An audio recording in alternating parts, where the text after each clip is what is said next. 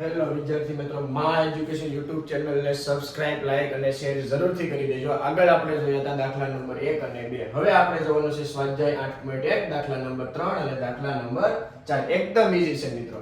ચાલો દાખલા number 3, sin a બરાબર 3/4. મિત્રો આપણે સૌથી પહેલા કાટકોણ ત્રિકોણ દોરી દઈશું. એ આપેલો છે તો મિત્રો આને આપણે નામ આપીએ કાટકોણ ત્રિકોણને ABC, જેમાં ખૂણા B ને આપણે કાટખૂણો દર્શાવ્યો. હવે મિત્રો a થી sin એટલે ખ્યાલ છે મિત્રો, આપણે ઇન્ટ્રોડક્શન માં જોયું, દાખલા નંબર 1 2 માં જોયું. sin સાક સામેની બાજુના છેદમાં કર્ણ. મિત્રો sin એ આપેલા છે તો સ્વાભાવિક છે કે ઉપર છે એ સામેની બાજુ, એથી જોઈએ આપણે સામેની બાજુ 3, કર્ણ આપ્યો છે 4. આપણે અહીંયા ધારી લઈએ, ધારો કે a બરાબર થીટા, તો હવે AC બરાબર 4 થશે, BC બરાબર 3 થશે. હવે આપણે મિત્રો જોઈએ પાયથાગોરસ પ્રમેય મુજબ. પાયથાગોરસ પ્રમેયમાં મિત્રો ખ્યાલ છે આપણને, સૌથી પહેલા આવશે કર્ણનો વર્ગ બરાબર બાકીની બે બાજુના વર્ગનો સરવાળો.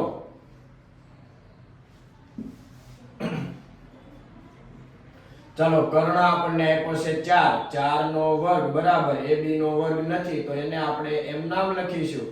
BC નો વર્ગ એટલે 3 નો વર્ગ. ચાલો મિત્રો 4 નો વર્ગ 16 બરાબર AB નો વર્ગ વત્તા 3 નો વર્ગ મિત્રો 9. ચાલો પ્લસ 9 ને આપણે ઓલી બાજુ લઈ જઈએ તો -9 બરાબર AB નો સ્ક્વેર. 16 માંથી 9 કાઢશું તો મિત્રો કેટલા વધશે? 7. મિત્રો 7 કોઈનો વર્ગ નથી તો આપણે AB બરાબર √7 લખી શકીએ. ચાલો મિત્રો આપણને AB મળી ગયા √7. હવે મિત્રો મેળવવાનું છે a ખૂણાથી cos a અને tan a ની ગણતરી કરીએ. ચાલો મિત્રો પહેલા મેળવીએ આપણે cos a. ખ્યાલ છે ને મિત્રો? sin cos tan cosec sec cot સાક પાક સાપા. sin cos tan સાક પાક, cos એટલે પાક. ક્યાંથી જોવાનું મિત્રો? ખૂણા a થી. પાક એટલે પાસેની બાજુ છેદમાં કર્ણ. પાસેની બાજુ છે AB, કર્ણ છે AC. તો આ AB છે √7 આપણને મળ્યા અને કર્ણ આપણને આપેલો હતો 4. હવે મિત્રો આપણે ગણતરી કરીએ tan a. tan એટલે મિત્રો ખ્યાલ છે આપણને સાપા. પાસે સામેની બાજુ છેદમાં પાસેની બાજુ. a થી જોઈએ સામેની બાજુ મિત્રો છે BC અને પાસેની બાજુ છે મિત્રો AB. ચાલો BC છે 3 અને આપણે AB ને મેળવા √7. એકદમ ઈઝી મિત્રો. હવે આપણે જોઈએ દાખલા નંબર 4. 15 cot a બરાબર 8. સૌથી પહેલા તો કાટકોણ ત્રિકોણ દોરીએ મિત્રો. એને નામ આપીએ ABC, ખૂણા B ને કાટખૂણો દર્શાવે. મિત્રો ખ્યાલ છે cot a બરાબર આ 15 ગુણાકારમાં છે, આ બાજુ આપણે લખશું તો એને છેદમાં લખશું. મિત્રો cot એટલે શું થાય? sin cos tan cosec sec cot. સાક પાક સાપા, કસા કપા પાસા પાસા. cot એટલે આ થઈ ગઈ પાસેની બાજુ, આ 15 થઈ ગયા સામેની બાજુ. ચાલો a થી આપણે જોઈએ પાસેની બાજુ થશે 8 અને પાસા સામેની બાજુ થશે મિત્રો 15.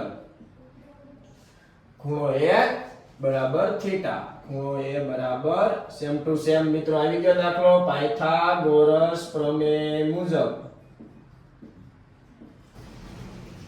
કર્ણનો વર્ગ બરાબર AB નો વર્ગ વત્તા BC નો વર્ગ. ચાલો કર્ણનો વર્ગ આપણે એમ નામ લખીશું. AB પાસે 8 નો વર્ગ, BC નો વર્ગ 15 નો વર્ગ. 8 નો વર્ગ મિત્રો 64, 15 નો વર્ગ તો ખ્યાલ છે ને મિત્રો? AC નો વર્ગ આ થઈ ગયા મિત્રો 289. કેટલા થઈ ગયા? 289. આ કોનો વર્ગ છે મિત્રો? 17 નો વર્ગ છે. કોનો વર્ગ છે મિત્રો? 17 નો વર્ગ છે. ચાલો આપણને કર્ણ જ મળી ગયો 17. હવે તો એકદમ સિમ્પલ છે. sin a અને sec a ની ગણતરી કરો. ચાલો મિત્રો સૌથી પહેલા આપણે ગણતરી કરીએ sin a. sin એટલે બધાયને ખ્યાલ છે સાક. ખૂણા a થી જોવાનું, સામેની બાજુ છેદમાં કર્ણ. સામેની બાજુ છે BC, છેદમાં કર્ણ છે AC. ચાલો BC કેટલા છે મિત્રો? 15. આપણે AC ની ગણતરી કરીએ 17. હવે આપણે મેળવવાનું છે મિત્રો sec a.